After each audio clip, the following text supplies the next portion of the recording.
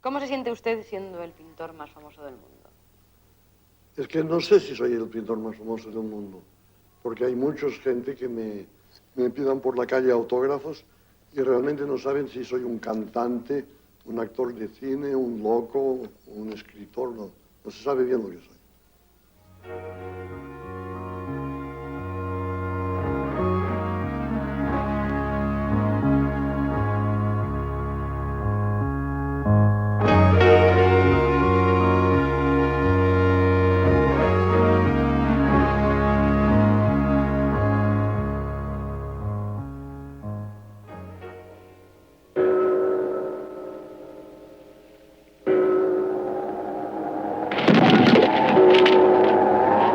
Bonjour, good morning.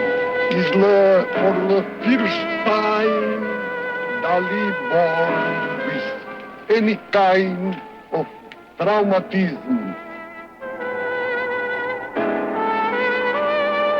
Little blood, symbolic blood. And milk again. Milk of today born and some symbolic fish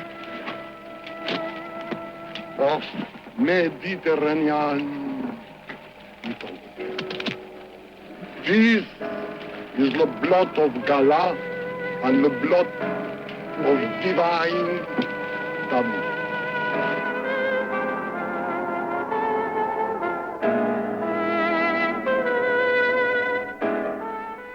¿Cree usted que le ha aportado usted al arte en general? Al arte absolutamente nada. Nada. Nada. ¿Y a la vida? Porque, no, porque lo digo siempre, soy muy mal pintor por la razón de que soy demasiado inteligente para ser buen pintor. Para ser buen pintor hay que ser un poco burro. ¿Y a la vida? A menos Velázquez, que es un genio que pasa de mucho al acto pictórico. Y a la vida pues le debo todo, porque el día que Dalí hiciera un cuadro bien hecho como Velázquez o como Vermeer o como Rafael o una música como Mozart, la semana siguiente uno se muere. Y entonces yo prefiero hacer cuadros malos y vivir más tiempo.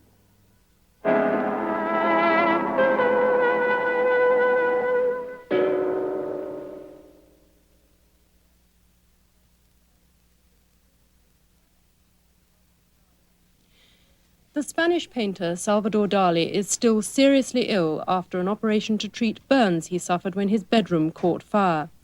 The accident has brought to light rumours about the way he's been treated by those around him. At the hospital in Barcelona, where surgeons operated for over 6 hours on Dali's burns, his lawyer has agreed to cooperate with any inquiry. A magistrate has already begun an investigation into the fire at the castle. A second official investigation has been ordered into serious allegations of criminal mishandling of Dali's commercial affairs and of the marketing of fake Dali oil paintings, watercolours and drawings, and the apparent failure to keep a complete inventory of the artist's works.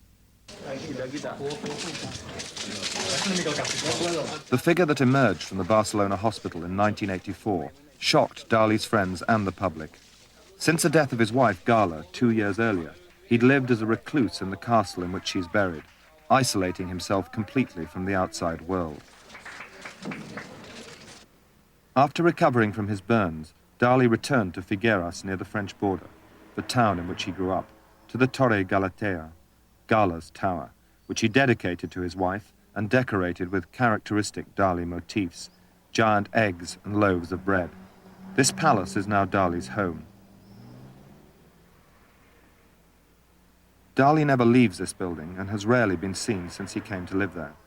Closely guarded by his business managers, he remains a mysterious and controversial figure, ignoring the international furore about forgeries of his work and refusing to see even his closest friends.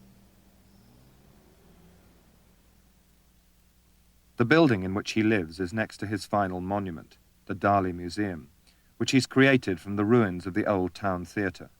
Its construction has been his main preoccupation for the last 15 years.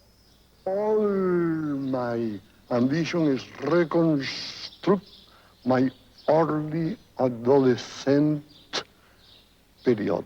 Here in Figueras? In Figueras, and Cadaqués, and Portugal. But you went to school here? Exactly, school. All my early remembrance and erotic events happen exactly in this place, and for this is the more legitimate place for my museum exists. On the ceiling of the museum, Dali painted a vast mural, glorifying the story of his life with Gala. This is the second sequence of my work, because for the moment it's already 3 consecutive years of work.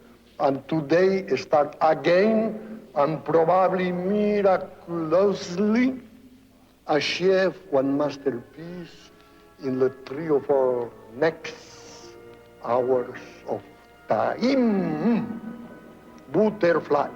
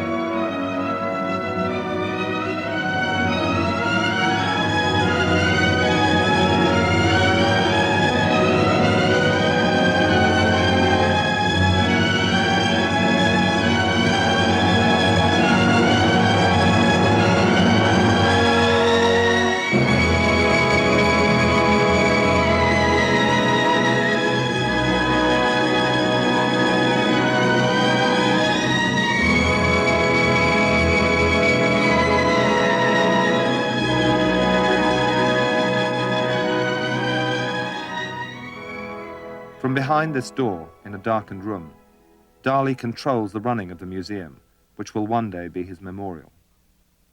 Voy todas las tardes a ver a Dalí y paso 2 o 3 horas con él hasta que se duerme. ¿Qué piensa de la muerte y cómo enfoca la suya?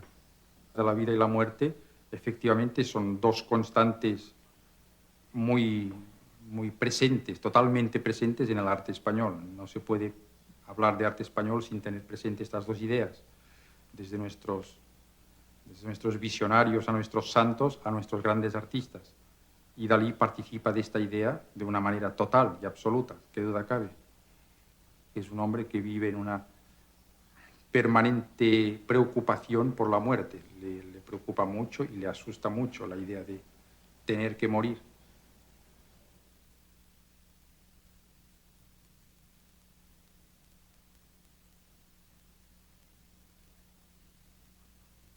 I lived through my death before living my life. My brother died of meningitis at the age of 7, 3 years before I was born. I feel he was a kind of test run of myself, a sort of extreme genius. It was no accident that he was named Salvador, like my father, Salvador Dali y Cusi, and like me. His death shook my mother to the very depths of her being. His precociousness, his genius, his grace, his handsomeness were to her so many delights. His disappearance was a terrible shock. My parents' despair was assuaged only by my own birth, but their misfortune still penetrated every cell of their bodies. Their anxiety never left me.